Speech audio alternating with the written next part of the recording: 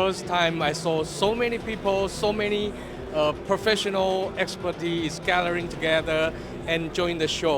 The semiconductor is going to having a significant growth in the past in the future 2-3 years. आत्मनिर्भर भारत, अगर इस चीज़ को आपको समझना है तो ये जो सेमिकॉन इंडिया 2024 का ये एक्सपो है, इसे आकर आप देख सकते हैं।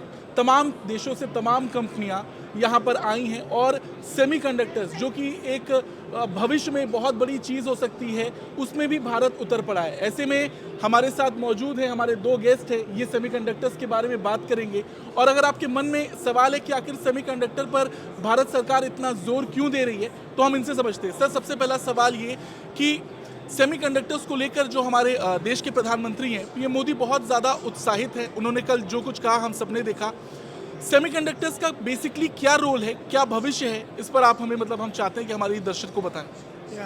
हाय, मेरा नाम जयेश पंचाल है और हम AGM ताइवान की ग्रुप है ये कंपनी। और जैसे आपको सबको पता है कि ताइवान सेमीकंडक्टर इंडस्ट्री में काफ़ी आगे है।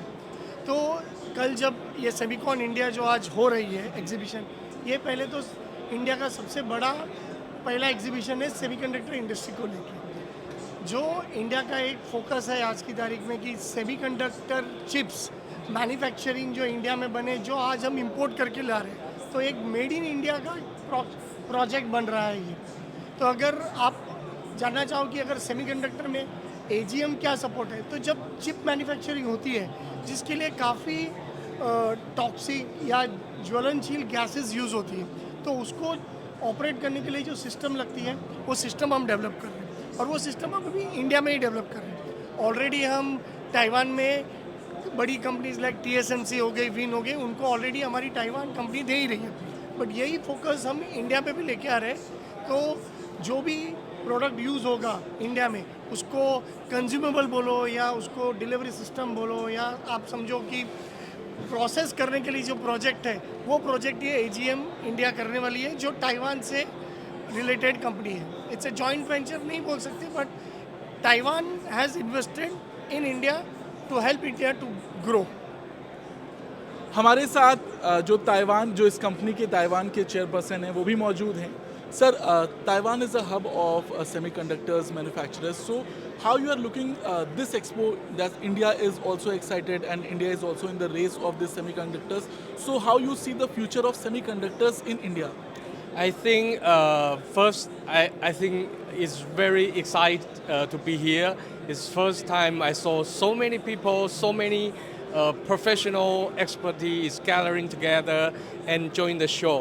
And I'm expecting is actually the semiconductor is going to having a significant growth in the past in the future 2-3 years. And as our company responsibility is to be the total solution provider to bring the technology from Taiwan to offer the customer total solution for the material and also the gas and chemical delivery system to help the customer to better and safely use the chemical and gas and complete the ecosystem locally. That is our major target.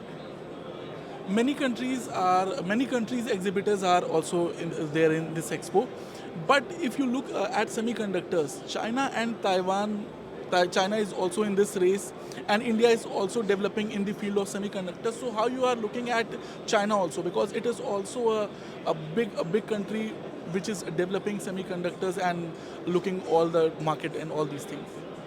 I think right now at this moment, I think for the semiconductor is actually in the following few years because of the AI.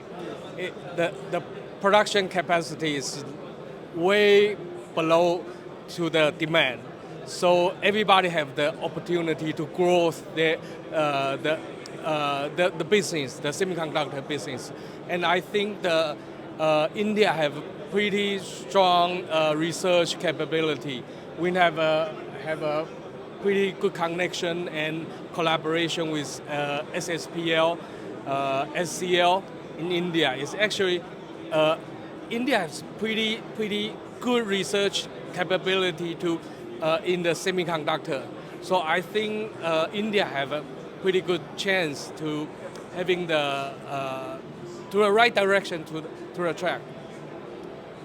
ये एक ऐसा expo है जहाँ पर हमें भी नहीं उम्मीद थी कि जब हम यहाँ पर आए थे कि हम इस तरह का माहौल देखेंगे, इतनी भीड़ देखेंगे। क्या आपको ऐसा लग रहा था कि जब आप इस यहाँ पर आएंगे, तमाम कॉम्पिटिटर्स यहाँ पर आपके अगल बगल आप देख सकते हैं, लेकिन जो लोगों की भीड़ है, तो आपका क्या रिस्पॉन्स है यहाँ पर लोगों को देखकर? आपको कैसा लगा ये? जैसे आपने कहा कि ये शो पहला है सेमिकॉन इंडिया, पहले भी काफ़ी हुआ है लेकिन वो ये इतने बड़े स्केल पे नहीं था।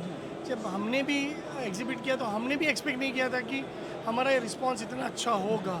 जैसे नॉट ओनली रिसर्च कंपनीज या रिसर्च प्रोफेसर्स आ रहे हैं, हम देख रहे हैं कि यहाँ पब्लिक इन्वेस्टमेंट के हिसाब से भी आ रही है कि जो सेमीकंडक्टर में इकोसिस्टम में प्रोडक्शन में जाना चाहती है, पैकेजिंग में जाना चाहती है। तो काफ़ी अच्छा रिस्पॉन्स है हमको भी इस शो में, और गेस्ट भी जो आ रहे हैं वो समझ रहे हैं कि सेमिकॉन इंडिया आगे जाके क्या लेवल पे बढ़ सकता है। एक मैं वहाँ पर देख सकता हूँ, वहाँ पर ये डिफेंस लिखा हुआ है। ये डिफेंस से मतलब क्या है? मतलब डिफेंस कंपनीज से भी आपका कुछ ऐसा इस तरह का टाई अप है? नहीं, जैसे डिफेंस रिलेटेड जो भी प्रोडक्ट्स बनते हैं तो उसमें भी चिप्स मैन्युफैक्चर होती है, ठीक है। तो अभी जैसे कि चिप्स मैन्युफैक्चरिंग की आप बात करें तो उसमें गैसेस तो लगनी है, तो हम जैसे आर्सिन, फॉस्फेन, डाइबोरेन या BCl3 ऐसी टाइप की जो टॉक्सिक गैसेस है वो हम प्रोड्यूस करते हैं और वो हम सप्लाई करते हैं, और वही चिप्स डिफेंस इक्विपमेंट्स बनाने में यूज़ होती है। आज लास्ट सवाल है, जो आपके साथ, जिसे हम ताइवान की बात करते हैं, आज ये आपके साथ एज अ कोलैबोरेटर बैठे हैं, लेकिन मुझे लगता है कि आने वाले 5-10 साल में इंडिया एक कॉम्पिटिटर बन जाएगा इन देशों का। तो 10 साल में आप कहाँ देखते हैं भारत को इस सेमीकंडक्टर की रेस में?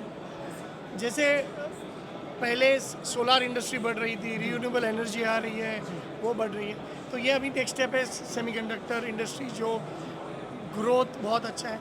मैं बोल सकता हूँ कि आज जैसे हम सोलार इंडस्ट्री में चाइना को कॉम्पीट कर रहे हैं कि next may be in next 2 years में हम लोग लगभग 100 गीगावाट का प्रोडक्शन हो जाएगा। तो मैं उसी लेवल पे सेमीकंडक्टर को भी देख रहा हूँ कि 10 साल के आसपास China and India would be on the same level, but I feel कि हम चाइना से भी बेटर आगे हो, कि जितनी इंडस्ट्रीज़ हमारे पास इन्वेस्टमेंट के लिए इंडिया में आ रहे हैं। तो सेमीकंडक्टर्स का क्या महत्व है, वो कैसे काम करता है, इन सब चीज़ों पर हमने बात की। इन्होंने हमें समझाया कि सेमीकंडक्टर्स को बनाने में भी कुछ टॉक्सिक केमिकल्स यूज़ होते हैं जो शायद बहुत लोगों को नहीं भी पता होगा, और आने वाले वक्त में आज जैसे ताइवान है, ताइवान के जो हमारे साथ इस कंपनी के चेयरपर्सन थे, उन्होंने भी बात की 10 सालों में भारत कहाँ पर होगा, ताइवान का क्या रोल होगा, चाइना का क्या रोल होगा इस सेमीकंडक्टर्स की रेस में। इन सब पर इन्होंने हमें बहुत अच्छे से बताया है, और इस सेमिकॉन इंडिया की जो हम भीड़ देख रहे हैं, जो माहौल देख रहे हैं, उससे हमें ये समझ में आ रहा है कि ये सेमीकंडक्टर्स की जो इम्पोर्टेंस है वो एक तरीके से पूरी हिट है, और जो भारतीय सरकार का जो इसमें निवेश है वो एक सही दिशा में जाता हुआ हम देख रहे हैं। सेमीकंडक्टर्स को लेकर आपका क्या कुछ कहना है, कमेंट करके ज़रूर बताएं। धन्यवाद।